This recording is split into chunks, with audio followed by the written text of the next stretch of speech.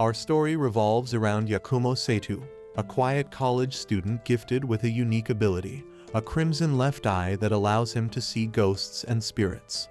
He uses it with the belief that if he can communicate with them and resolve any issue they may have, then the ghost or spirit can move on to the afterlife. A fellow college student named Haruka Ozawa seeks Yakumo's aid to save her possessed friend. Reluctantly, he agrees, and thus begins their journey into the depths of the supernatural. Join us as we delve deep into the adventures of Yakumo and Haruka. The tale begins as Yakumo uses his magic skills to swindle some money from a few foolish individuals. There, a fellow college girl named Haruka approaches him, asking him for help to save her friend, who she believes is being possessed by a spirit. Haruka reveals that she and her misguided friends recently visited a supposedly haunted location known as the Dark Room, where some strange events started to happen. Soon after, Haruka explains that her friends started to take their own lives, and one of them seems to be possessed and is now hospitalized. She asks the Yakumo for help in exorcising her possessed friend. The Yakumo suggests investigating if her other friends are possessed too, but says he'll only do it for $25,000. Haruka cannot afford this, realizing that his earlier magic show was a scam. As she prepares to leave, Yakumo demonstrates his genuine medium abilities by revealing that she had a deceased twin sister who died in a car accident, surprising her with his accuracy. They then visit her possessed friend, who appears lifeless. Yakumo senses the presence of female spirits who reveal they were murdered by a man in the dark room. That night, instead of heading straight to college like a responsible student, Yakumo decides to accompany Haruka home out of concern for her safety, as she feels someone is following her. The next day, they attempt to return to the dark room, but a man blocks their path, claiming it's forbidden to pass. Yakumo notices suspiciously buried items nearby, raising his suspicions. Later that afternoon, in a cafe, Haruka reveals the person responsible for the supposed suicides, one of their friends. Yakumo deduces this because the friend had previously informed Haruka about one of their group committing suicide. However, there were 6 people who went to the dark room that day, and since Yakumo and Haruka left early, he couldn't have known about the 4 who remained unless he had been there himself. Yakumo then seeks the help of his friend, Detective Gatu, and hands over the cup along with the buried items for analysis. With the assistance of an elderly coroner, it's confirmed that the fingerprints match. However, a new crisis unfolds as Haruka is kidnapped. Using his deduction skills, Yakumo determines her likely location and rushes to the dark room to rescue her. Unfortunately, he is attacked and left unconscious on the floor. But just as all seems lost, Yakumo unveils his secret, his crimson eye, which allows him to see the souls of the deceased. Frightened by this revelation, the assailant flees, setting the room ablaze in the process. Fortunately, Detective Gatu arrives in time to apprehend the perpetrator before he can escape. In a touching gesture, Yakumo facilitates a spiritual reunion between Haruka and her deceased sister, showcasing his genuine powers once again. The following day, they visit their friend at the hospital, where Yakumo informs the ghosts that justice has been served, allowing them to find peace and depart. With the issue resolved, as they journey homeward, Haruka expresses her intention to work and pay Yakumo the promised 25,000 yen. However, Yakumo surprises her by revealing that he met her friend's father, who willingly provided the money without hesitation. Grateful for his understanding and relieved that everything is settled, Yakumo bids her farewell as he disembarks from the bus, concluding their encounter. While Haruka is at work, a group of men including President Iri and his friend, Kunamatsu, enters the cafeteria and Haruka serves them. One of them, speaking on his cell phone, mentions something about a fox curse. Kunamatsu informs Haruka that there are 2 shrines in the city, one of which was purchased by her friend for construction purposes. However, strange occurrences have disrupted the remodeling efforts. Intrigued by the story, and with time on her hands, Haruka decides to investigate.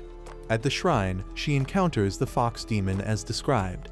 As she departs, she crosses paths with a man bearing a crimson eye. Startled momentarily, she realizes he's the Yakumo's uncle, named Isshin. He recognizes her from his nephew's discussions and invites her to their temple, where he resides as a Buddhist monk. Upon arrival, Haruka meets Yakumo, engrossed in a book, and is introduced to Isshin's daughter Nao. Despite being deaf, Nao possesses a remarkable ability to discern people's intentions. The following night, Haruka visits the sanctuary and converses with its owner. Suddenly, a woman's laughter fills the air, the lights flicker, and a scaffold bar threatens to strike Haruka. Just in the nick of time, the Yakumo arrives, saving her from harm.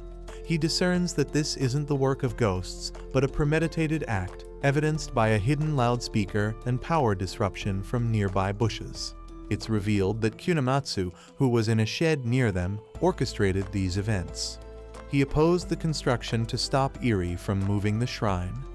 Eri tells Seitu and Haruka about his love and how he wants to meet her again. Not wanting his friend to endure further pain, Yakumo resolves to assist. Using his abilities, Seitu tells him that she had been waiting there for him all along. Suddenly, the fox curse appears and turns out to be his lover. Together they meet and everything is solved. The impact is so profound that even the wheelchair-bound man rises from his chair in excitement. Days later, journalist Makoto presents Detective Gadu with a photo capturing the ghostly image of a child. Although the Yakumo isn't present, Haruka is there, prompting Gadu to seize any opportunity to visit Yakumo.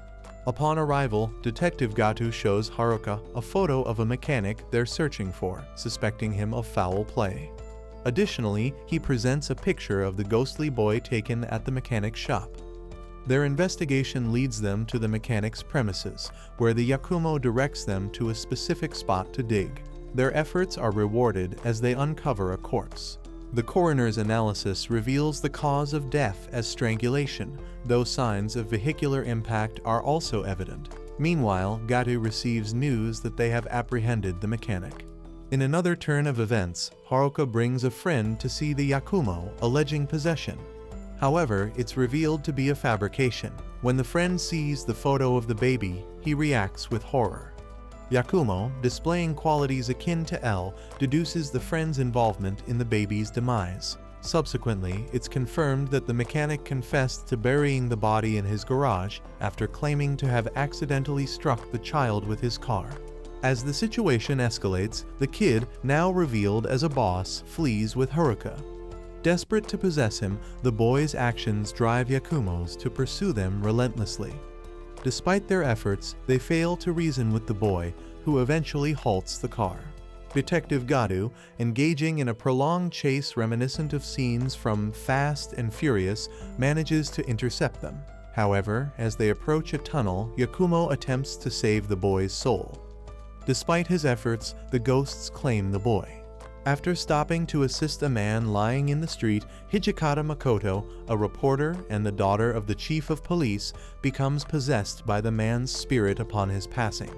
The next day, a girl approaches Haruka, asking her to investigate the death of a schoolgirl named Ayaka. Meanwhile, Gatu assigns Yakumo the task of investigating Hijikata's possession, as requested by the chief. While probing Ayaka's death, Haruka encounters the ghost of the deceased schoolgirl. In an attempt to communicate with her spirit, Haruka accidentally falls into the river.